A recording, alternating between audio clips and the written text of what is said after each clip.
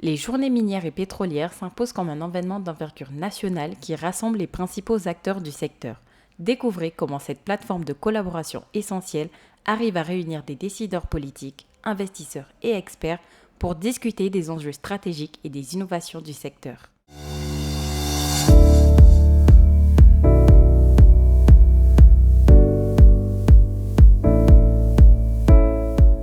Le gouvernement du Mali entend, à travers ses assises, renforcer et promouvoir le rôle et la place des ressources minières et énergétiques en tant que ressources stratégiques, créateurs d'emplois, de richesses et de croissance.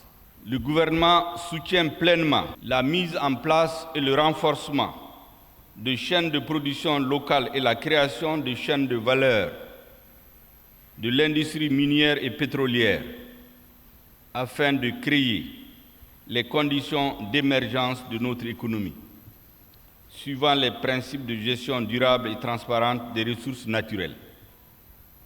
En somme, faire de l'industrie extractive le moteur du développement durable.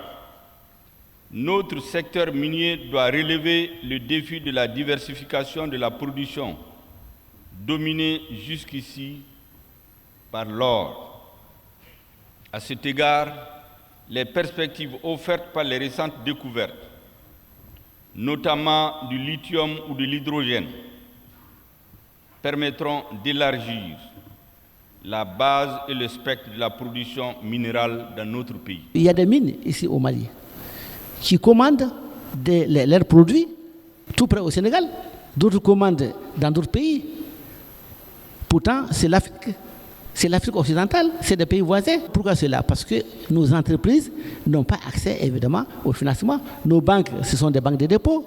Et les taux d'intérêt appliqués évidemment quand nos entreprises vont chercher des crédits, c'est des taux très très élevés qui se chiffrent entre 9 et 12% et qui diminuent drastiquement l'intérêt évidemment que ces entreprises pourront avoir et qu'elles ne peuvent pas être compétitives au niveau national et international.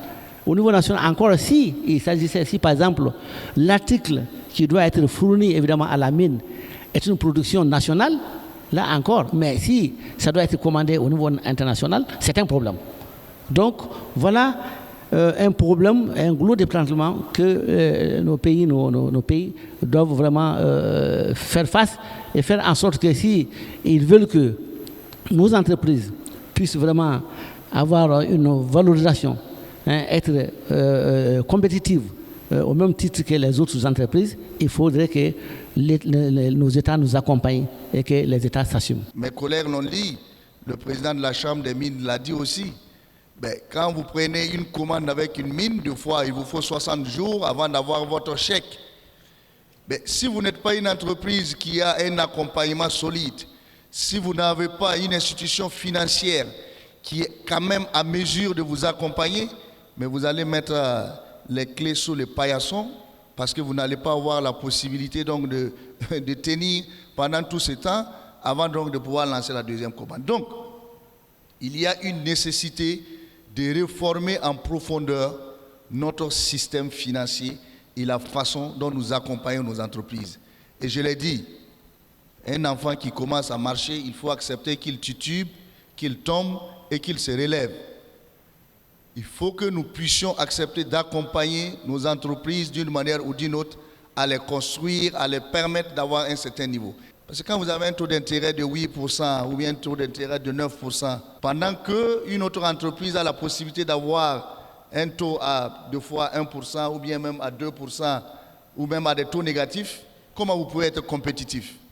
Et on les met sur le même pied d'égalité, on dit, bon, écoutez, allez-y.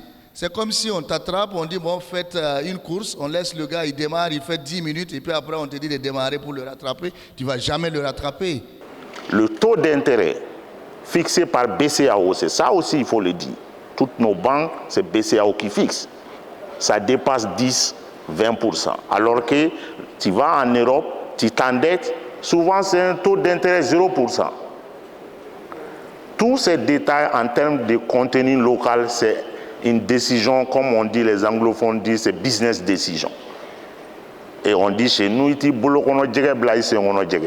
Si on a la capacité de financer, si on a les banques d'investissement, je pense que ce débat, vous allez dans les pays développés aux États-Unis, Canada, Australie, on ne peut pas dire qu'on comprend mieux qu'aucun État n'a pourcentage dans une mine.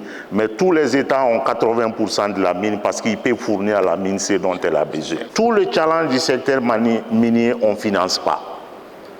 Hier, on a dit les mines représentent 10% du PIB. Vous savez, qu'est-ce que ça veut dire? Ça veut dire que tous les 100 francs générés au Mali, 10 francs viennent du secteur minier. On sait que le Mali regorge beaucoup d'opérateurs économiques qui ont les moyens aussi pour développer l'entrepreneuriat. Mais il faut que les opportunités qui existent, on puisse leur faire savoir que ces opportunités aussi peuvent aussi avoir un retour d'ascenseur. Mais si ce n'est pas le cas, à quoi sert d'injecter ces ressources dans quelque chose dont on n'est pas sûr d'avoir la contrepartie? Ce qu'il faut savoir, c'est qu'une mine d'or, c'est à peu près 30 000 références de produits. En moyenne, c'est à peu près 30 000 références de produits. Sur ces 30 000 références de produits, aujourd'hui, on a fait une analyse localement. Il n'y a même pas 6 000 qui sont achetés actuellement localement. Donc nous, ce qu'on demande aux entreprises maliennes, en fait, c'est d'essayer de nouer des partenariats sur des pièces techniques, des marques techniques pour pouvoir développer le marché local. Nous nous sommes donné aussi une vocation de faire la promotion de l'activité minière au Mali. Donc ces journées sont le lieu d'échange et on participe toujours. Tous les thèmes qui sont passés ont été des thèmes d'actualité, mais qui n'étaient pas une surprise pour nous, parce que de par nos activités, nos opérations, on était déjà en phase avec ces différents thèmes.